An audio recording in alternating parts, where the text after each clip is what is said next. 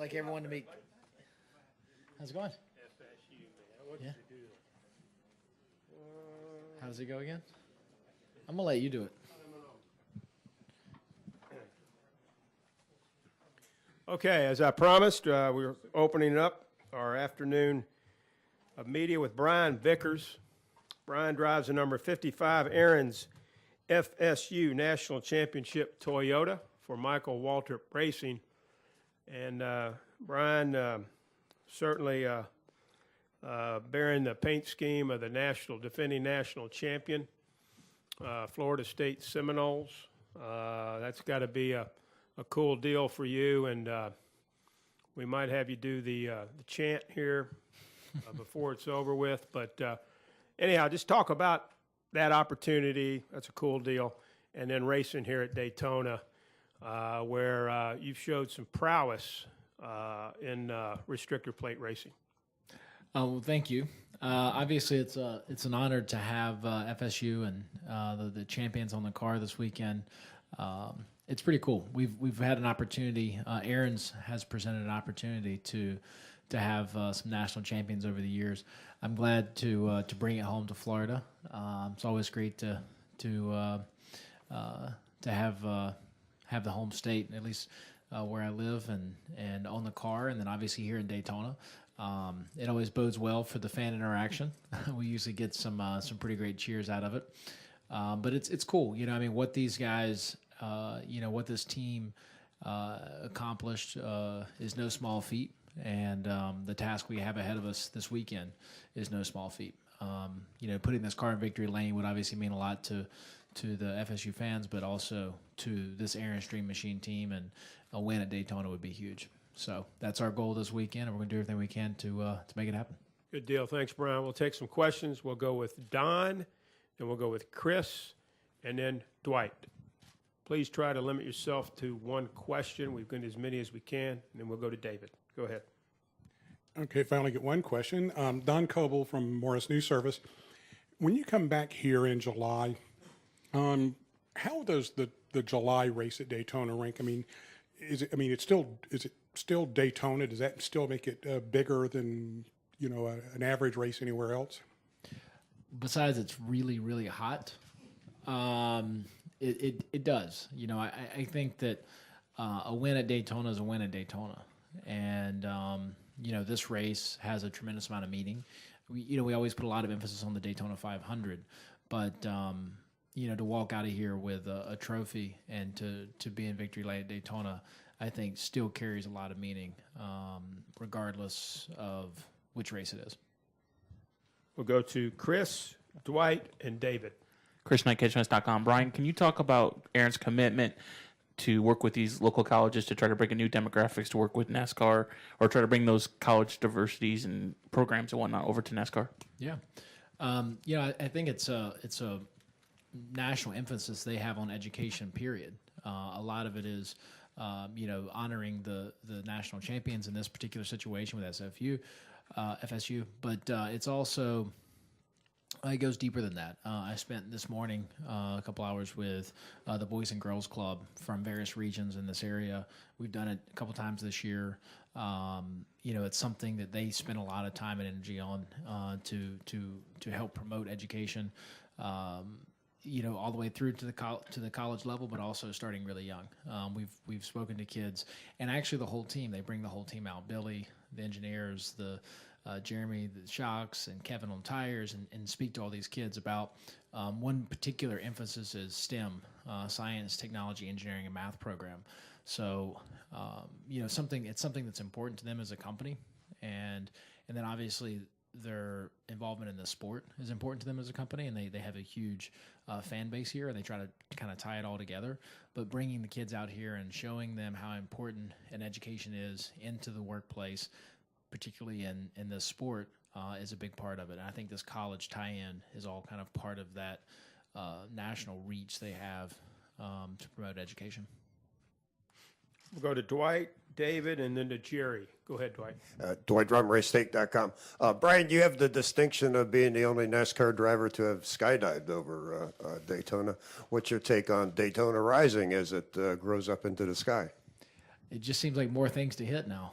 Not that there weren't plenty at the time that I jumped. That was one of the coolest experiences of my life. The opportunity to skydive, period, is something I've really enjoyed. But the opportunity to jump into Daytona was really, really, really cool. We were at that time we were pushing to actually do it for the race, but NASCAR wasn't a big fan of that one. They were just like, we don't need you like landing in the grandstands right before the race. So we were able to do it, a week or so before the race. But it was a cool experience. I mean, it's a completely different perspective and feeling of the whole track. As far as more specifically to your question about Daytona Rising and the upgrade to the facility, it's fantastic. I mean, I think it's great. We've seen so many sports complexes around the country as they either get built new or get rebuilt, refurbished, just kind of continually step up the quality for the fans, I guess you could say, the quality of entertainment, the quality of seating, like escalators, for instance, something you don't really see at a lot of NASCAR tracks, but you see it everywhere else. So I think it's fantastic what ISC is doing and here at Daytona, and I can't wait to see it at more facilities. Let's go to David Caravello, Jerry, and then Woody Kane. David Caravello, NASCAR.com. Brian, there's been so much made of this ride height rule change this year. And I know you're not a crew chief, but do you have a feel for how much who's ahead and who's behind goes back to the ride height, just the ride height, and maybe who's better taking advantage of the options now available to them? There's a constant evolution in the sport of guys, adapting to rule changes and pushing rule changes to the boundary. And I think that has certainly played in a lot into what's going on this year. The ride height rule change itself, I think is good. There's no reason a car needs to be floating through the air at 6 inches off the ground. When you lose your downforce, I think it just makes it more difficult in traffic. So I'm all for the change. I think it's been a good change, and the racing has proven that. As far as which teams, tend to adapt to those changes the best, it's probably the bigger teams. Hendrick is essentially a 9-car, 8-car team. I know there's a rule that says they're not supposed to have 4, but clearly that's not the case. They share chassis, they share engineering, they share setups, they share engines, they share pretty much everything with Stewart-Haas. So it equivalently makes them an 8-car team. And, that for that reason, they adapt to changes the fastest. They have more tests, they have more time, they have more people working on one problem. And, if one person figures it out, they can share that information among all of them. And for that reason, they tend to adapt the fastest and are able to push things the furthest. We'll go Jerry, then Woody, and then George Diaz. Jerry Jordan, Kicking the Tires. Brian, given this race is always around the 4th of July, does that have any special meaning to you thinking about coming here for that? Yeah, of course. I think the 4th of July race is always, it's big for the sport. A lot of people in NASCAR kind of, I think of Daytona and the Daytona July 4th race, especially since it's gone to a night race and the fireworks and whatnot. But there's a huge contingency in our sport, inside the garage and in the stands, even in this room, that are very thankful for the freedoms we have as a country and what the July 4th represents and the men and women that have served to provide that freedom. And I know that's always top of my mind. The reality is I think our sport's proven that it's kind of top of our mind year round. There's little events, Memorial Day and July 4th, where we really emphasize it, but it's something that I know me personally, and I think I can speak for everyone in the sport, are very appreciative of that. And these moments are great to really dive into it and honor it and remember it even more so. We'll go over here to Woody, then we'll go to the back to George, and then to Al.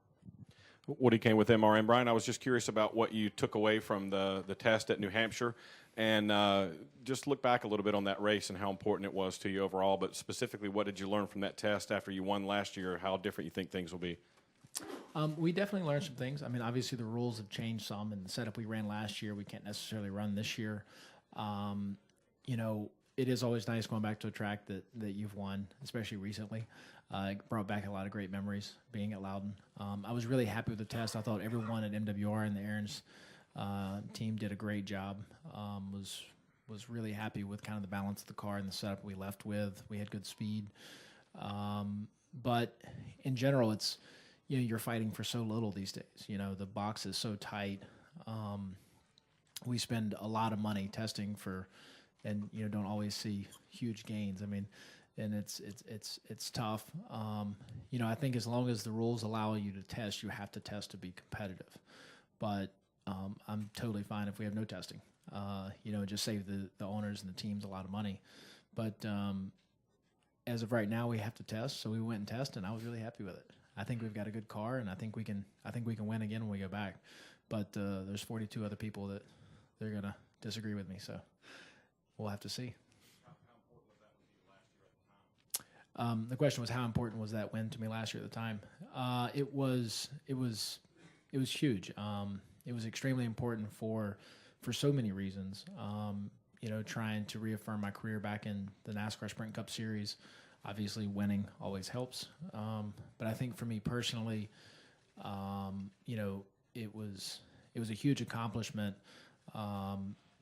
Going from not knowing if I would ever race again, ever, and to being back in victory lane in the Sprint Cup Series, which was a goal. I mean, my ultimate goal when I decided to come back was to win, but to also win a championship. And, but that was a huge step in the right direction. And I was just so thankful to have the opportunity to race in the 55 car with MWR and Aaron's and Toyota. The opportunity they gave me after being out for so long was huge and something I'll never forget. And the ability to be a part of that team, to get back in victory lane was very special. Something that always meant a lot to me. We'll go to George Diaz and then Al Pierce. Go ahead, George, in the back. Yeah, Brian. George Diaz way back here. Can you talk about your interest in college football? I mean, are you a big fan? Are you a fan of the Knowles or dare say some other team? Or how much do you get to follow given your schedule and whatnot?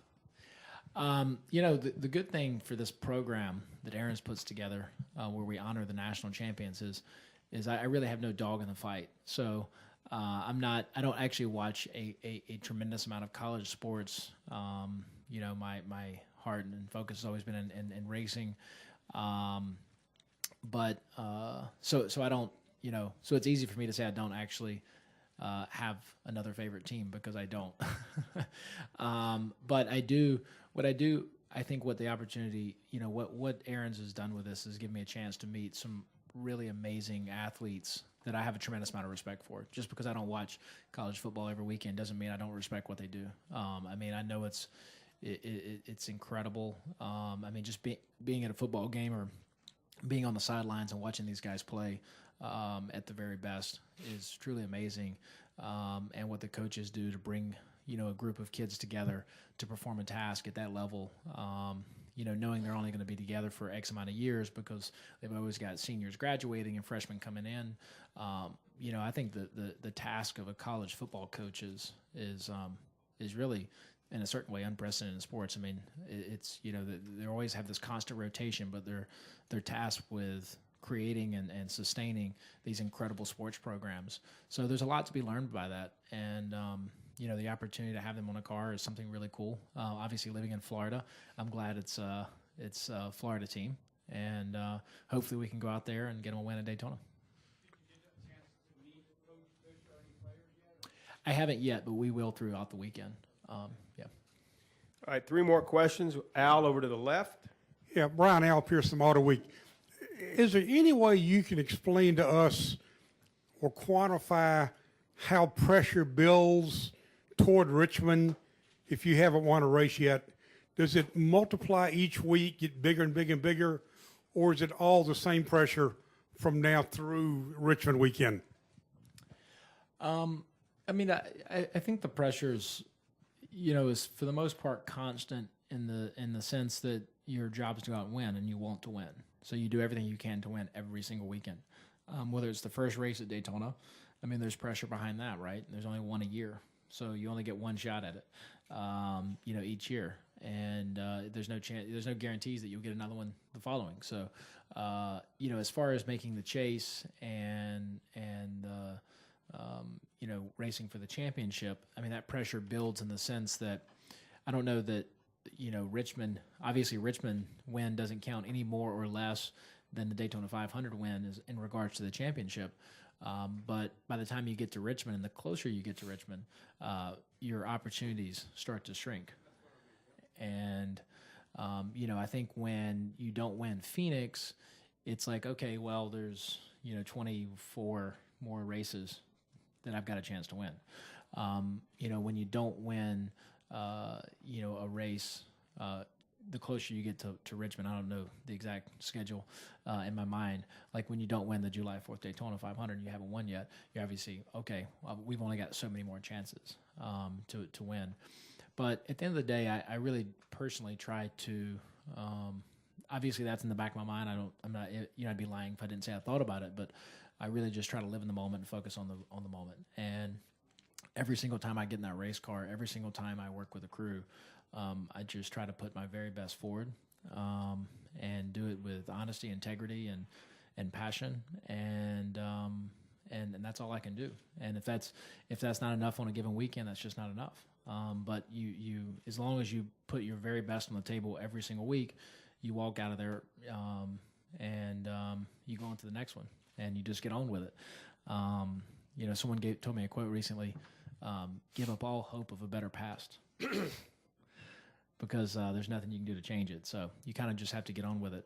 And, I think part of that is just living in the moment and focusing on winning, doing the best we can today in practice, doing the best we can tomorrow in qualifying, and doing the best, is today Friday? Yeah. Doing the best we can tomorrow in the race. Is today Friday or Thursday? Thursday.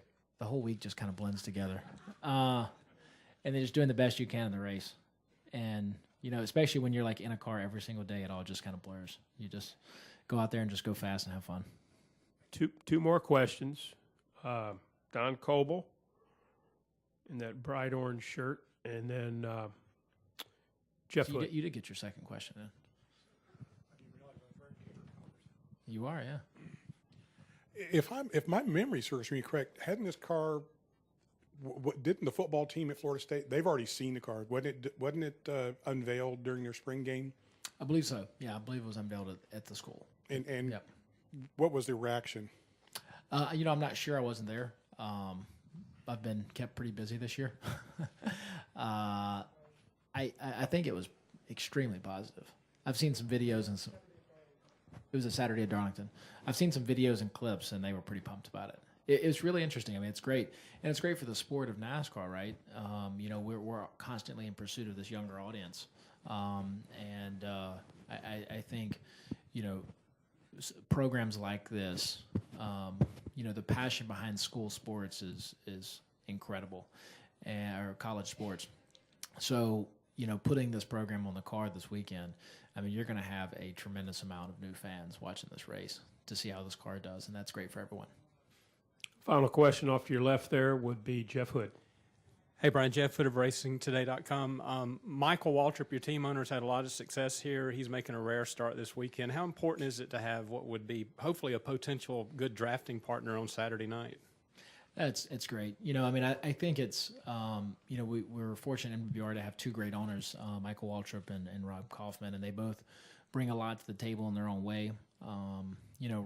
Michael still being, actually, the reality is they both still drive. Rob still does a lot of sports car driving in various series, but, Michael still being in the car in an active role still keeps him up to date with what's going on. And I think it keeps, his mind relevant on as far as, when you're communicating with him and talking about things that we need to focus on or where we need to go, where we can improve. I mean, he's there, right? He's in it and he gets it. And I think it's great having an owner that is still that active in the sport and even occasionally drives. As far as this weekend's concerned, it's Daytona, it's drafting. All the help you can get, it's great. But ultimately, I know, Michael wants to win this race as bad as I do. So we're going to probably help each other as much as we can throughout the race up until we don't. And then we're racing for a win. Thank you very much, Brian. Good luck. Thank you very much.